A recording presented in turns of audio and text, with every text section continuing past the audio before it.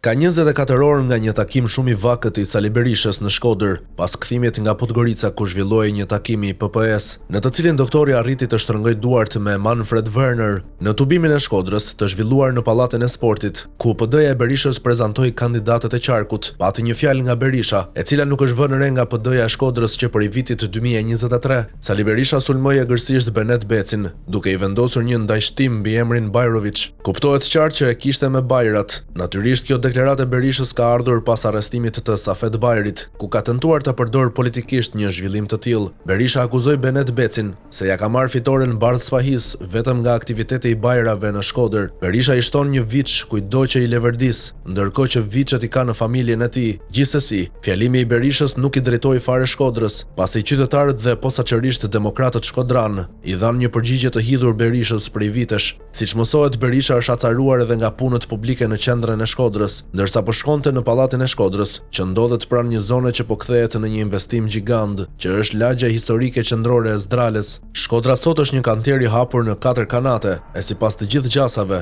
përgjigjja politike e 14 majit do të jetë mjaft e hidhur për doktorin, ndaj ai sulmoi agërsisht kryetarin historik të PD-s së Shkodrës, një nga themeluesit e saj, Xhevdet Amulin, i cili është kandidat për deputet për formacionin e Lulzim Bashës. Pa pikë tek klifi, Berisha akuzoi një nga emrat më të njohur të PD dhe me një rekord real persekutimi në komunizëm, si të shitur të Rama, por siç ndodh në Shkodër, përgjigjja vjen më egër nëse shkel në kallo. Zoti Omuli ka bërë një deklaratë mbrëm në darkë, ku ka thënë se 2 pjesëtarët e listës së mbyllur të PD-s në Shkodër kanë paguar 700.000 euro, një akuzë bombë, për të cilën në qytet ka ditë që flitet, por që sot askush nuk i është përgjigjur. Ky në fakt është skandali më i madh deri tani në nisjen e fushatës. Pagimi një shume kaq të madhe në një qark ku kandidatët thuajse janë të gjithë të katapultuar nga qendra, e jo të dalë nga baza. Megjithatë, qëndrimi i Xhevdet Amulit ishte i pritshëm nga ana e profilit të tij politik, personale, familjar, ku nuk ta përton prekjen e dinjitetit. Po përse PS-ja e Bashkia Shkodër nuk i përgjigjet politikisht fyerjeve të Berishës, kur në realitet rezultati i 14 maj 2023